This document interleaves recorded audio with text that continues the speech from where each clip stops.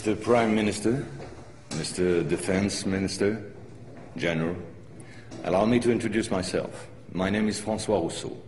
I'm in charge of an informal research group, which does not appear in your organization charts. Our president, to whom I personally and exclusively refer, thought it useful, if not necessary, that I clarify for you a certain number of issues.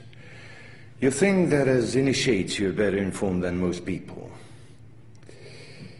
Allow me to doubt it. At this very moment, things are taking place. They are somehow serious enough for the informations and documents that I kept for you be revealed to you now. In a word, a manipulative operation unparalleled to this day on a planetary scale is being implemented and will be the final subject of my talk. As regards our era, everything in reality started just before World War II. Hitler had broken certain taboos, such as taking recourse to occultism and secret societies. The Ahnenerbe, a Nazi organization assigned with, among other things, archaeological and anthropological research, found this during an expedition to Afghanistan. This flying object is called Vimana, or Astra, by the Hindus. Moreover, during exploration of the subsoil by the Russians and Chinese in 1927, traces of a very ancient nuclear explosion were detected. Certain sedimentary layers had been atomically vitrified 50,000 years ago. The very same phenomenon can be observed around today's nuclear test sites. One must understand that Hitler, thanks to these discoveries, which he took highly seriously, was going to open a Pandora's box which no government, whether friend or enemy, wished to close afterward.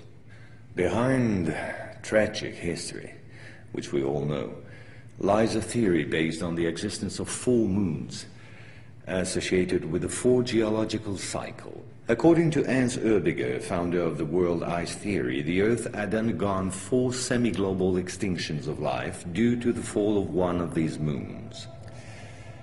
Effectively, as one goes along, the satellite moved closer, gravity changed and triggered some deep mutation of the genetic standard, thereby creating a race of highly intelligent giants measuring approximately between 10 to 13 feet tall.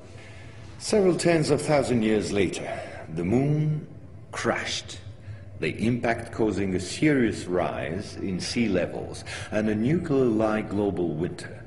This race of giants was to disappear due to a terrestrial gravity which had grown too powerful and incapacitating for their unusual size. Hitler was initiated to these doctrines, and contacts with Tibet in particular were frequent. The Nazis sought contact with the survivors of ancient civilizations, holders of ancient technologies like the previously described Vimanas. One of these civilizations spread out over the entire planet more than 600 pyramids made of stone, earth, and even iron. These pyramids are almost all pointed in the same direction, all have the same proportion as number pi, and all situated in magnetotelluric nodes. The oldest are in Asia. 2 of them are submerged, one south of Japan at Okinawa, another south of Cuba. These 2 were built about 12,000 years ago. I began by this more archaeological reminder for this reason. Our civilization is the 4th of the cycle which I described previously. Yes, I know that might well hurt our pride. We're neither the first nor the last. One must understand that the study and understanding of several recovered prototypes were the absolute priority to ensure Nazis' domination over the skies. The Allies, in parallel, focused on mastering atom and creating the first nuclear bombs.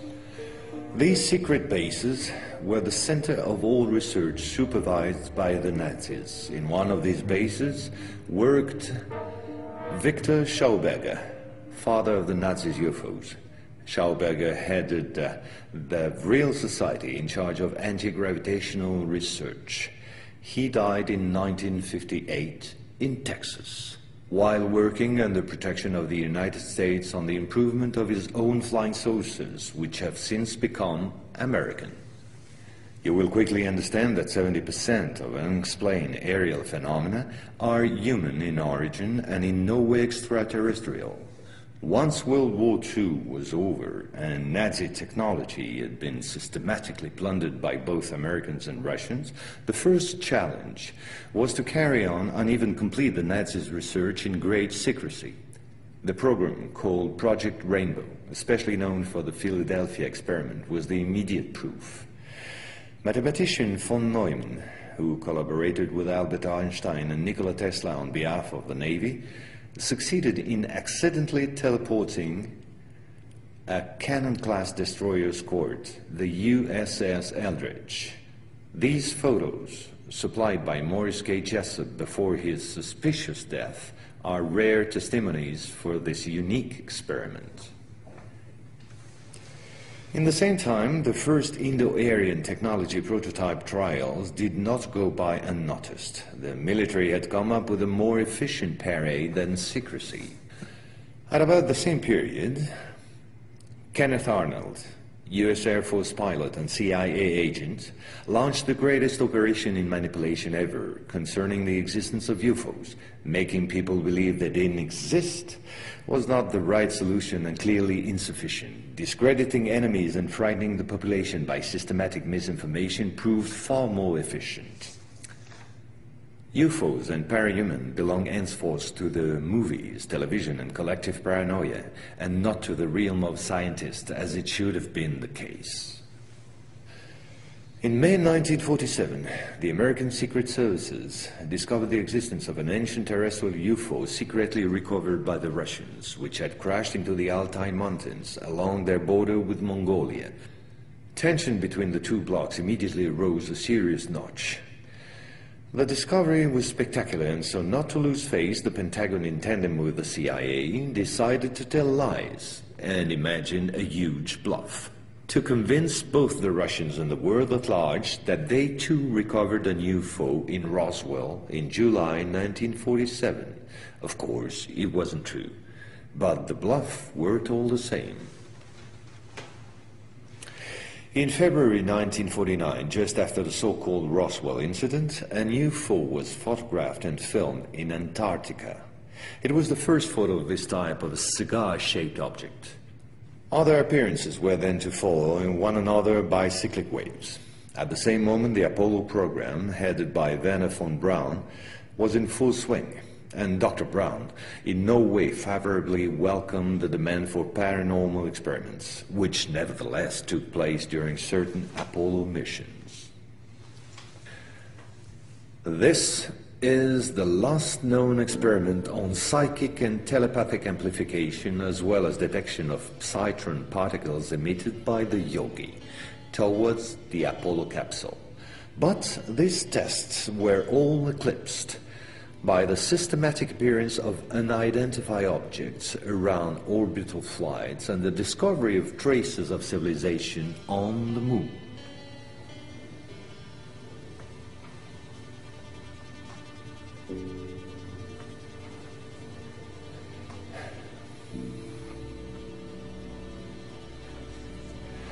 NASA had to face an avalanche of data and embarrassing proofs. The only solution was to put everything under the cloak of defense secret. In 1971, the Jason Directive set up a special retouching service whose purpose was to erase all signs of civilizations or ruins on the moon, especially in those photos intended for the general public and the press. In June 1965 has appeared this in a satellite report in the area of the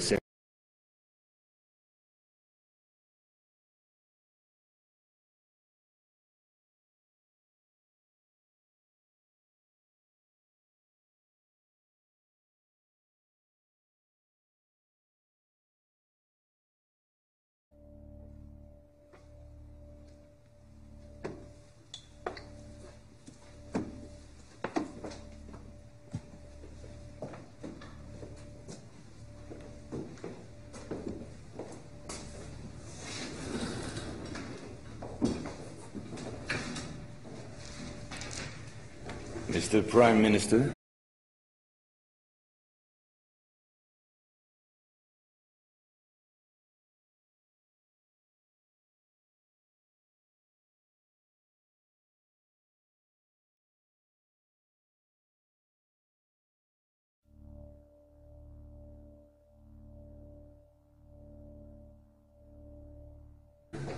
Mr. Defense Minister, General, allow me to introduce myself. My name is François Rousseau.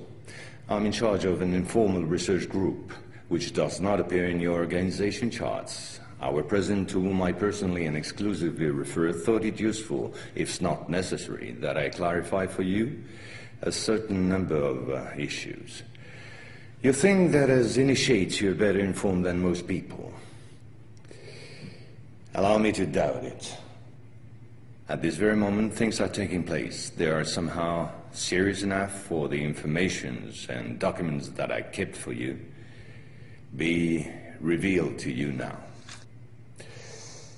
In a word, a manipulative operation unparalleled to this day on a planetary scale is being implemented and will be the final subject of my talk. As regards our era, everything in reality started just before World War II. Hitler had broken certain taboos, such as taking recourse to occultism and secret societies. The